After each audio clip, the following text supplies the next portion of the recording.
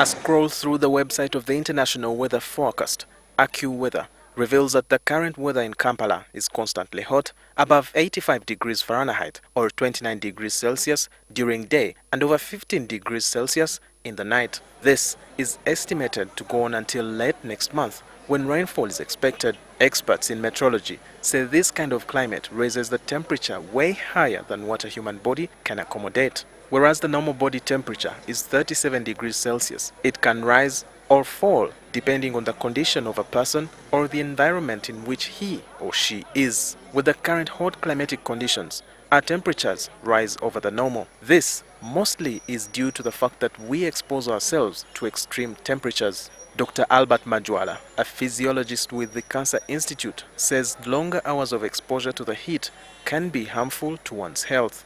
You can get a heat rash, which is the minor form of complication. But then also you have other issues like muscle cramps, or what some people call heat cramps, as a result of severe dehydration. There is what we call heat exhaustion, and finally the dangerous one, which is called heat stroke. What people present with is usually confusion, reduced level of consciousness, they are lethargic, and then convulsions. You can have what we call kidney injury from the severe dehydration. In 2016, over 1,000 people lost their lives and others suffered from the effects of the heat wave in various parts of the world.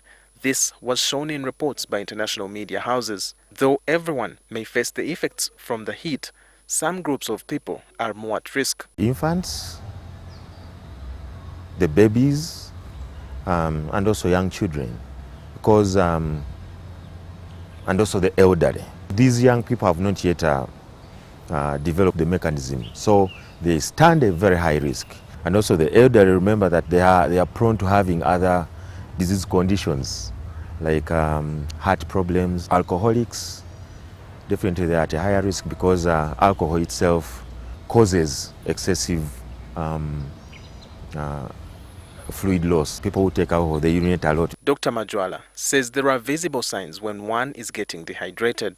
By looking at the urine you are passing, you may be having reduced urine output.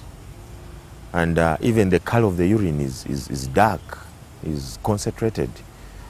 It's a sign to show you that your body is trying to, really, you're dehydrated, it's trying to retain as much water as possible. What we always see in children are the so-called heat rashes, and those can give you a sign that I think this child is dehydrated. However, the dehydration and other effects of heat can be avoided and prevented, like Dr. Majwala explains. So drinking a lot of water helps. And then if you are at home or in a nice environment whereby you can put on light clothes, it kind of helps. But the concern are the children, because some people leave their children in the cars in this hot environment. These children are going to suffer from the complications of excessive heat. People fear to use ACs, but ACs make a very big difference in trying to cool your body. He stresses that water is the most preferred of fluids during the healing process. It may be difficult to take 5 sodas, and that is like 1.5 liters. Unless when you are replacing sugars for manual ballast, you may take maybe 1 soda to replace the sugars. Yes, but in cases of dehydration, it's better you take water. In a report issued on 22nd June, the 2015 Lancet Commission on Health and Climate Change said that the future projections of climate change represent an unacceptably high and potentially catastrophic risk to human health. In the same year, the World Health Organization urged countries globally to provide systematic development of heat wave early warning systems. These provide meteorological or climate prediction-based information on the likelihood of forthcoming hot weather that may have an effect on health. This information can later be used to alert decision makers, health services, and the general public to trigger timely action to reduce the effects of hot weather extremes on health. Walter Mwesigye, NTV.